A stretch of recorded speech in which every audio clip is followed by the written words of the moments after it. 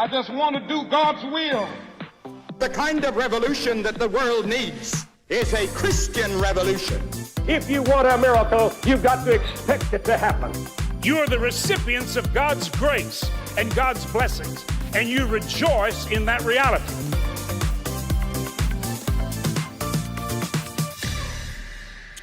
Welcome to Life Today Live. I have a question for you.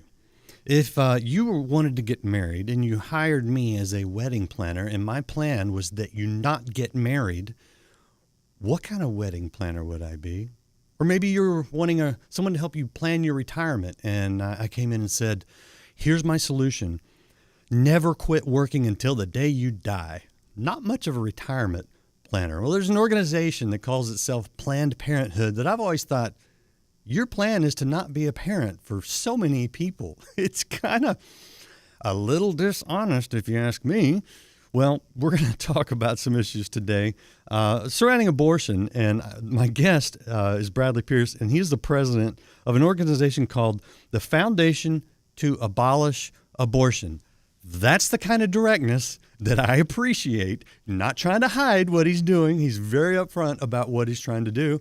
And we're going to talk to him about how it's going and how he's doing it and how maybe we can be a part in pushing this down the road. Because if you've watched any of this of Life Today Live much, you know that I am the result of an unwanted pregnancy. I was the unplanned child. I was adopted at birth. And I believe that people like me deserve a chance. Just give us a chance. There's ways to let us live. And adoption was my way, and I have a great relationship with my biological mother and had a great relationship with my biological father until he passed away a little over a year ago. So things aren't always as bad as they are when you're in that crisis pregnancy and there are people that can help. That's my soapbox. Let's welcome Bradley Pierce. Bradley, welcome to Life Today Live. Great to see you. You too. Thanks for having me. So give us just kind of the quick overview of your foundation, whose title I really appreciate, as I said, and what you guys do and kind of where you're at. Yeah. Well, we believe that every preborn child deserves equal protection of the laws, that they're made in the image of God, just like all of us. We were all preborn children, at one time, and we grew up, but we're still the same people now that we were then. And we have the equal protection of the laws now that we've been born, but we deserve them from the beginning because we're all human beings made in the image of God.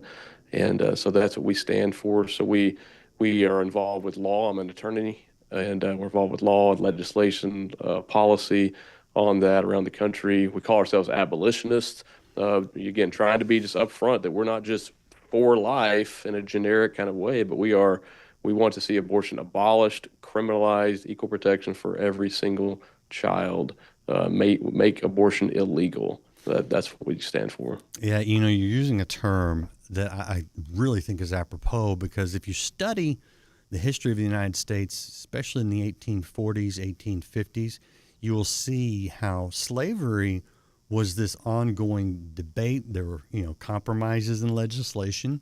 There were people adamant on both sides of it.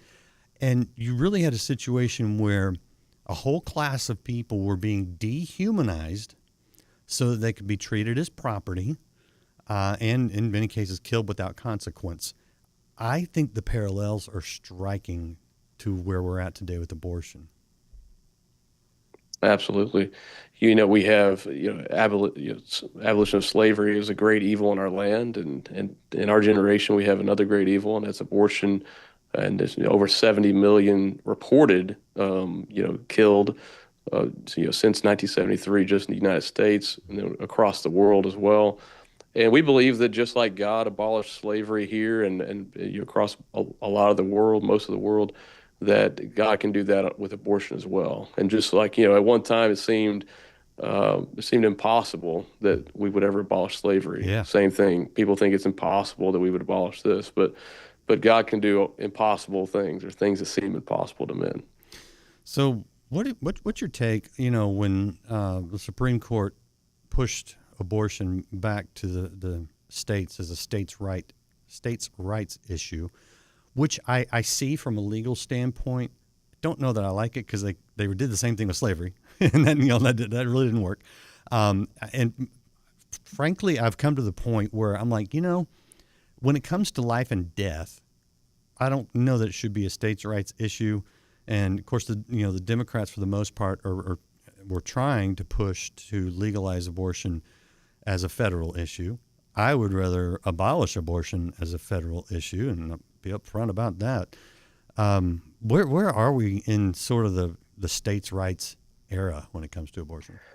Yeah, you make a really good point that we've kind of decided this issue already. We decided it on the issue of slavery. That at one time it was states' rights to decide whether the slavery issue and oppressing other human beings. But with the 14th Amendment, we said that's no longer a states' rights issue. Now, no state may have slavery, and then it also says in the 14th Amendment, no state shall deny to any person within its jurisdiction the equal protection of the laws. Right? So you can't deny someone equal protection just because they used to be a slave or just because of the color of their skin, or we argue just because they haven't yet been born. And so we believe that this is not a states' rights issue. And the Supreme Court saying that they're returning it to the people and the people's representatives, was really an abdication of the duty that they have under the 14th Amendment. Yeah. So yes, we're glad that Roe's gone, take away that excuse from states for why they're not abolishing abortion. But the actual Dobbs decision, just makes it sound like, oh, states can do whatever they want. And so as a result of that, because of Dobbs, if you compare this to slavery, it's like we're not in 1870 where slavery's been abolished. We're not even in 1850, right, when at least the North or many of the northern states had abolished slavery. We're in 1750 where there's not a single state that has actually truly abolished abortion in America. And so we have a lot of work to do. Okay, so you bring up something interesting because, again, if you listen to a lot of politicians and activists on the pro-abortion side, they will say, well, I remember they're like, you in Texas, they were like, you can't get an abortion in Texas. I went and looked up the law, and in cases of, where the mother's life is threatened, you could. And so I was like, well, they're like literally Joe Biden, Kamala Harris, those running for office. I'm like, they're flat out lying to us just on the point of the law. But then I'm like, okay, are there any states where abortion is actually outlawed, at least elective abortion, I would say? Are there? They're not. They're not. And there's no states, really, when we're talking about life of the mother and saving her, really, that's not an abortion, right? Even legally, that's not even defined as an abortion. No one is intending to take the life of that child. They're trying to save his lives, as many as they can. So I wouldn't even call that an abortion. But no, there's no state that has actually outlawed elective abortion because there's 14 states that a lot of the pro-life lobby claim are abortion free because the clinics are closed there because they can't perform abortions. But in every single one of those in the pro-life laws that are written there, they all have written into them this prohibition on abortion does not apply to the mother. And so it's still 100% legal for mothers to perform abortions in all 50 states. And the way that that's happening is that now, after Dobbs, after those states, had their general bans on everyone but the mother, now that's made the online abortion pill market explode and driven costs way down. And so now they're just ordering the pills, getting them delivered to their home and doing it at home. And that's happening in all these states, in addition to abortion travel, right? For if the pregnancy is further along, that's happening as well. Isn't that dangerous medically? I mean, I'm not a doctor, but it's 100% dangerous to the child. Right. The whole purpose of it is to commit violent, dangerous, homicide against the child. So absolutely, even for the mother, because I know some of the cases that were touted, and again before the election, of specific cases where states had done that, and then the mothers had gotten the pills, and then had complications because they weren't in a doctor's care. I think some have died. I get your point. I've always said, look, in an abortion, someone always dies. So we're talking about killing her. But when a mother, does the mail order thing, administers her own, pills to cause the abortion, there's risk to the mother as far as I understand. And again, I'm not the medical expert here, but isn't that what we're seeing? There certainly are some risks to the mother, and so to mitigate that, there's even there's still some like these Planned Parenthoods even in these states that are they're supposedly not doing abortions, but they're advising women, and many of them are advising them to actually, hey, go to a pregnancy help center, right? That's there to help you not have an abortion. Go to those and get the free ultrasound to determine that you don't have an ectopic, and then take the pills to kill your baby. So they're kind of teaching them how to do it, quote unquote, safely. Yeah. I wonder how many, given the motherly instinct, I wonder how many of them have the ultrasound, see the baby, and then change their minds. Because I think ultrasounds are a great idea. But anyway, anecdotal. Okay. The numbers I've heard on that actually is that, most of them still go through with it, but there are some who do. So we're grateful for those pregnancy help centers and the work that they're doing there. Yeah, but we still have a messy situation legally, certainly. So on that topic of whether any states are abortion free, I want to point people to something you guys have produced that I think is fabulous, and it explains the graphic. Because this is a website called abortionfree.com, and it's on YouTube. You see there, but there's a docuseries out that goes down this. So if you really want to know the details on this, Bradley's organization has put this together to explain, as the graphic says, if you guys are watching and still listening, what's really going on in post-Roe America. And you see the woman there holding up the postal packages, and that ain't from Amazon. So, right, good place to follow up.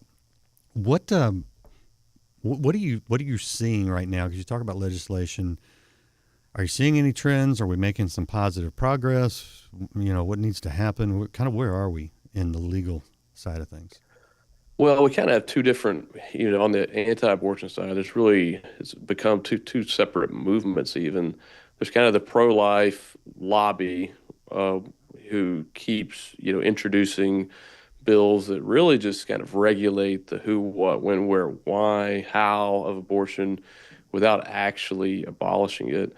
And then you have the abolitionists, and we're seeking to introduce bills of equal protection, again, that don't even create new laws, right? We already have laws that make it illegal to murder people, right? They're called homicide laws.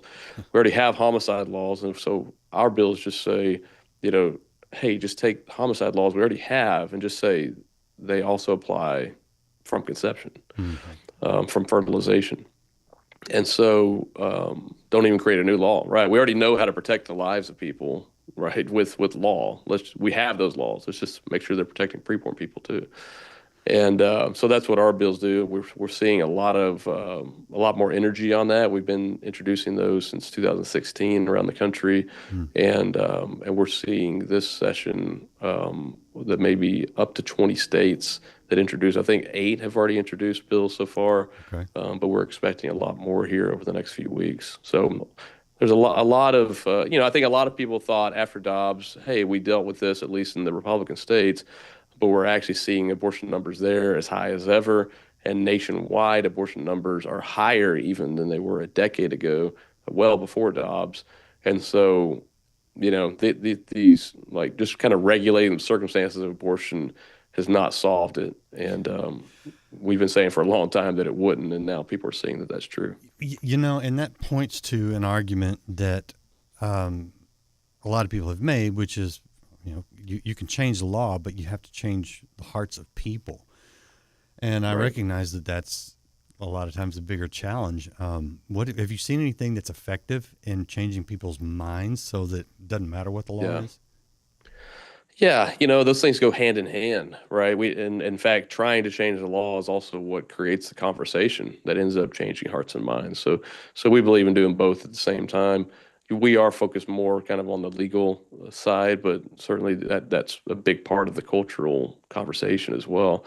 I mean, ultimately, as a Christian, I believe the greatest thing that's going to change hearts and minds is God and His Word and what He says. It's His, Scripture is sharper than a two-edged sword. And so when we talk to people, the thing is, whenever we just say, "Hey, you shouldn't murder your children," it's like, well, I mean, that's just my opinion. Who am I? Right. Right. But what does that matter? But when we say, well, no, God says, right? God, the creator of your life, of every life, the universe, he says, you shall not murder. You shall not murder your child. And legislator, you shall do justice to the fatherless without partiality. That's ultimately what changes hearts and minds. And that's what God says that we should use. And it's foolishness to the world, but he uses it. And that's what he uses. So that's what we're going to use. I agree that is the ultimate.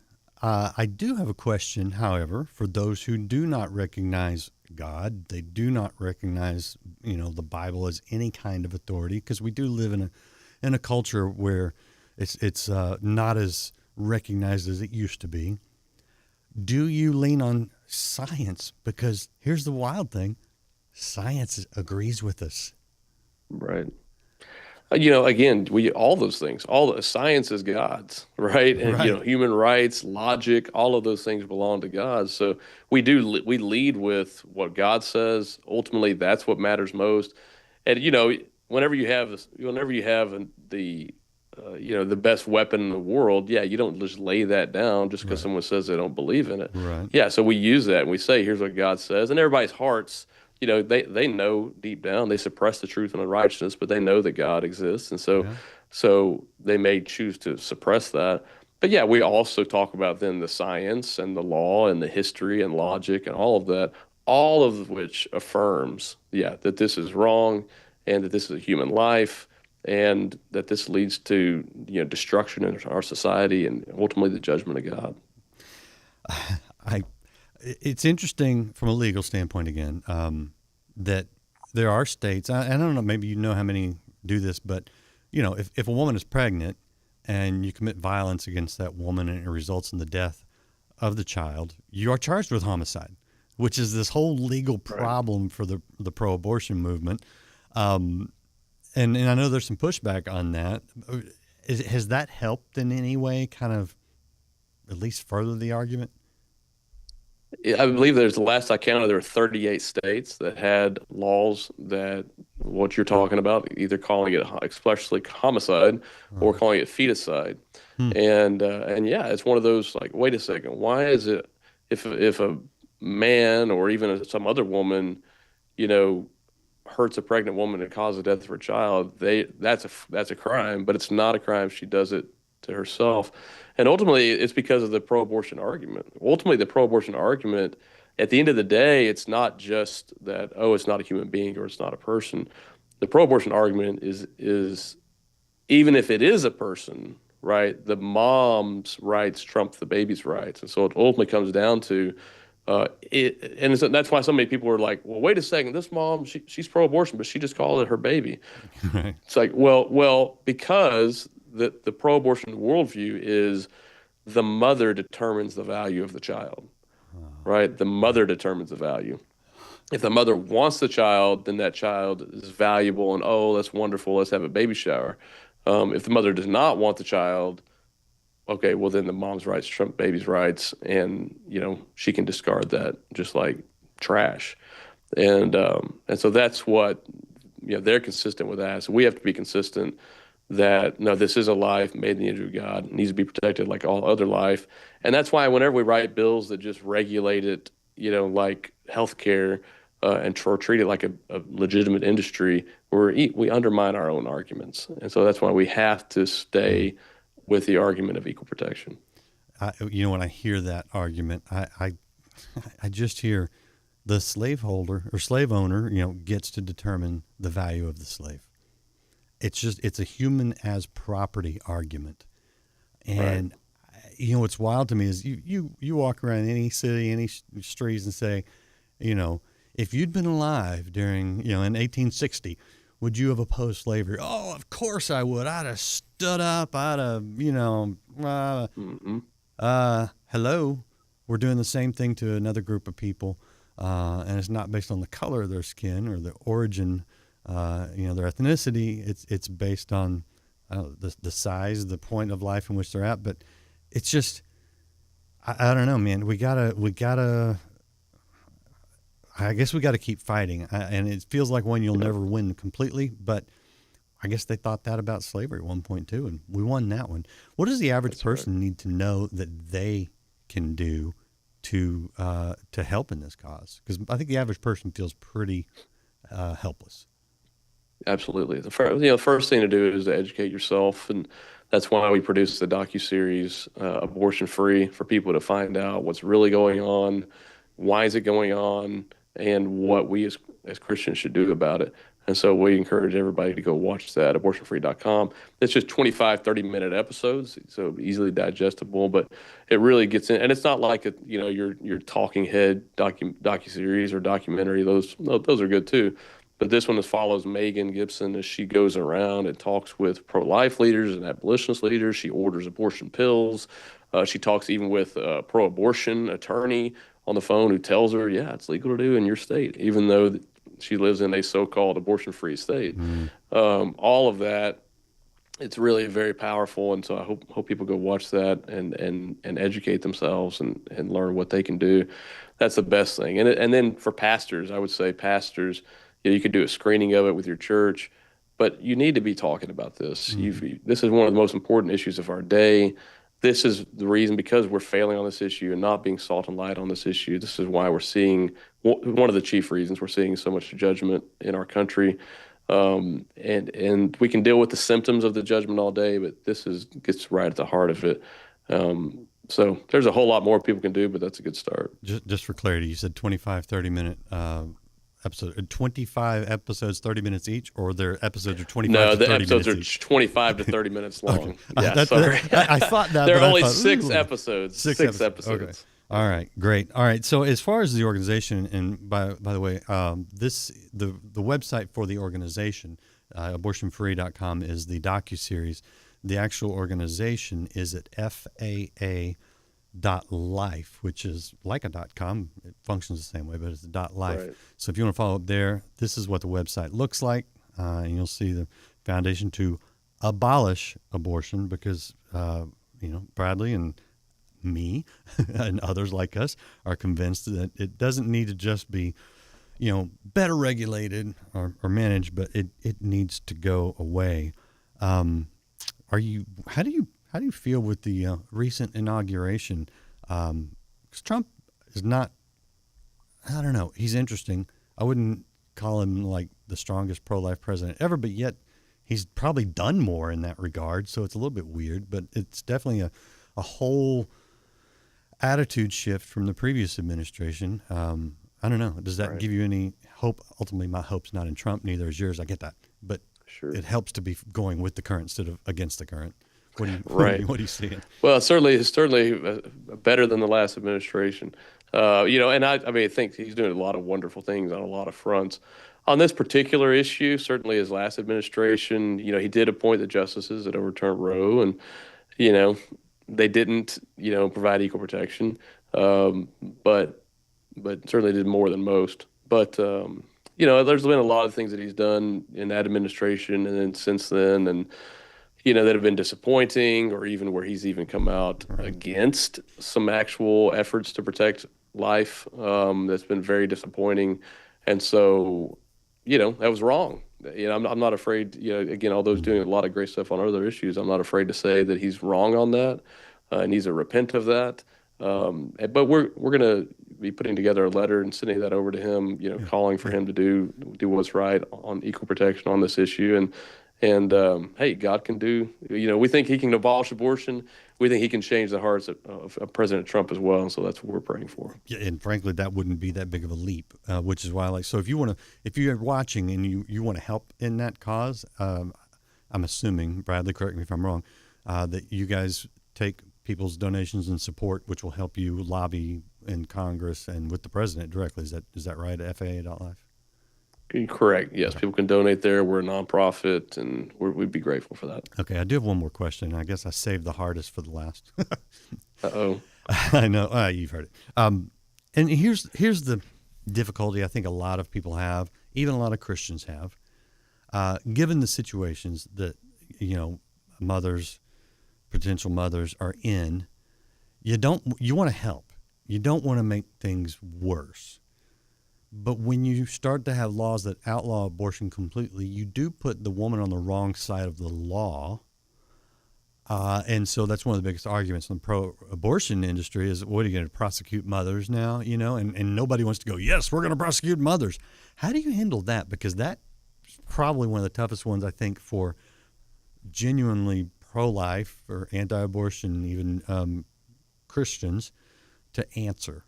How do we handle the legal side of mothers who would commit a crime if abortion was illegal? Right. Yeah, well, it ultimately comes back to, why do we have laws, right? Why do we have criminal laws? It's not because we enjoy prosecuting people, right? Right. That's not the purpose of the law. Well, but again, the primary purpose of the law, first of all, is to teach. It's to teach society, here's what's right, here's what's wrong. In this case, here's what life begins. Here's the value of life, right? We value it equally with born life. And then for those who are not taught, right, or they don't agree with that and they still want to commit this evil, the second purpose is to deter, right? Mm-hmm. That's really, we want people not to do this, take it off of the table. And that's why the law has criminal penalties. That way, if people don't agree with it, they still want to do what's evil and hurt other people. Like, well, wait a second, there's fear of penalties that then restrains that evil. That's what God says. The purpose of the law is, and to restrain that evil. So that's what we want. And no one's talking about going backwards, like trying to prosecute anybody who's done it in the past. That would be unconstitutional, wrong, unjust, all kind of. Right. But what we're saying is that it should make murdering illegal for everyone. Murdering anyone illegal for everyone. And that means that there's penalties attached to it, just like penalties attached to murdering me or you. And the purpose of those penalties is to deter people from doing it in the first place. And so that's really what it's all about. And then, if someone just says, we have some folks who are just so, there's people performing abortions as part of satanic abortion rituals and all kind of just evil, heinous things.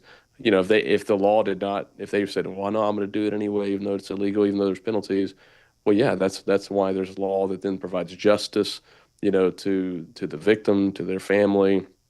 To God, whose image has been violated, to the land that's been polluted by innocent blood. And then that justice then serves as a lesson, kind of going back around, and it teaches and it deters others. So no one's putting a law in because it's like, let's go prosecute people. It's to deter, and it's to protect that innocent life. That's what it's all about. Well, and I think that's the point, is it's about protecting the innocent life. And as I said at the very beginning of this, we deserve a chance. You don't punish the child for the sins of the parents or mistakes or even the convenience. It's just, I don't know, man. I feel the need to stand up for those who are unborn and would be born into a situation that may not be ideal. Like, look, their adoption, it worked for me. I'm not. You can ask my parents. I think they would agree that it worked out just well. And even in tough situations, I've interviewed so many people that have come from foster homes, that have come from broken homes, even abusive, and God can restore anything. It's not ideal, no, but it's better than never getting a chance to live. Absolutely. Last question for you, I think. Sometimes I lie about that. To the mother who has had an abortion, and I know the shame and regret that comes with it. So many of them don't even want to tell, especially if they're in the church. What do you say to the one who has had the abortion and that decision's been made, that ship sailed, there's no going back? Right. I would say to that mother or anybody who was involved with that, a man or boyfriend or husband who was part of that. God says that if we confess our sins, He's faithful and just to forgive us. Mm-hmm. We have to confess what we did, that you've murdered your child. Mm-hmm. And so you have to say that. You have to admit to that. But here's the good news, mm-hmm. and that is that there is a Savior, God Himself, who came here to die for us, to die for sinners. When we all are, right? We've all committed things that should damn us to hell, but He has come to save us from that and to wash that sin away, to clothe you in righteousness, to take away both the power and the guilt of that sin. and for you to have eternal life and be saved from that. But that requires confessing and repenting of it and trusting in the blood of Jesus Christ for your salvation. But when you do that, all that guilt is gone. And now God can use that horrible thing that you did. Now that's a story that you can use to help minister to other people. That's right. And God can bring beauty from those ashes. That's right. One of the strongest anti-abortion advocates I know is someone who urged his young just before they were married, fiance, I guess it would be, to have the abortion, and they did, and they didn't talk about it for years, and it ate at them. It's a rot in the soul, and only God can heal it. But here's, as Bradley said, if you're watching, he can't heal it. He wants to. He wants to heal it, and then you won't ever forget, but you can forgive yourself. If God forgives you, you can forgive yourself, and you can have a wholeness and a joy, and know that He will cover that. He will cover that. That's right. All right. Anything we missed, Bradley? I sure appreciate your work and your time today. Thank you. It's been great to be with you. Appreciate all you guys out there watching. Hit the websites, FAA.life for the main website, and abortionfree.com for the docuseries. Educate yourself, educate others. Hit share if you want someone else, if you know someone else to be interested in this conversation and in Bradley's organization. If you haven't liked or followed or subscribed, please do that. You'll get more notifications of sometimes tough, always educational, I hope, and inspirational interviews like this one. And we'll see you again next time here on Life Today Live. Because it's soon going to end. And truth will be on the throne for a day. Sunday is coming.